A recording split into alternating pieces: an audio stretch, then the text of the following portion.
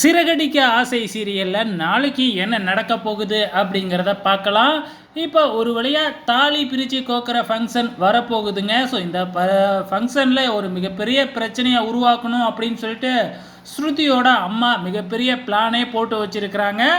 ஆனால் இது வந்து யாருக்கு பெரிய ஆப்பா அமைய போகுது அப்படின்னு பார்த்தீங்கன்னா ரோகிணிக்கு தான். ஏன்னா ரோகிணிக்கும் இன்னும் தாலி பிரித்து கோக்கலை அப்படிங்கிற மாதிரி இருக்கு இல்லையா.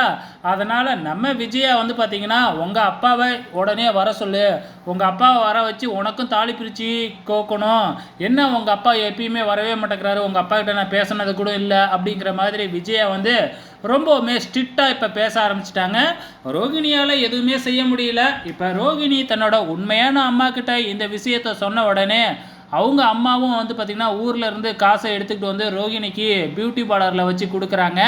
அதே டைமில் விஜயாவும் வந்து பார்த்திங்கன்னா ரோகிணியை பார்க்குறதுக்காக பியூட்டி பார்லருக்கு வந்திருக்கிறாங்க. ஏன்னா இப்போ தான் பேரை மாற்றிட்டாங்க அப்படிங்கிற உண்மை விஜயாவுக்கு தெரிஞ்சிருச்சு இல்லையா. ஸோ யதார்த்தமாக பார்க்குறதுக்காக வந்திருக்காங்களாட்டுக்கு. வெளியில் வந்து ரிசப்ஷன் லிஸ்ட்டுக்கிட்ட ரோகிணியை பார்க்கணும் அப்படிங்கிற மாதிரி சொல்கிறாங்க.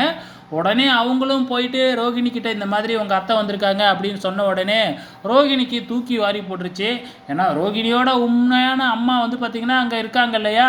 ஸோ அவங்கள ஏற்கனவே விஜயா பார்த்துருக்குறாங்க. ஸோ இப்போ உண்மை தெரிஞ்சுதுன்னா மிகப்பெரிய பிரச்சனையில் ரோகிணி மாட்டிக்குவாங்க. அவங்க அம்மாவை எங்கே ஒளிய வைக்கிறது அப்படின்னு தெரியாமல் முழிச்சுக்கிட்டு இருக்கிறாங்க. என்ன பண்ணுவாங்க அப்படிங்கிறது நமக்கு நல்லாவே தெரியும்.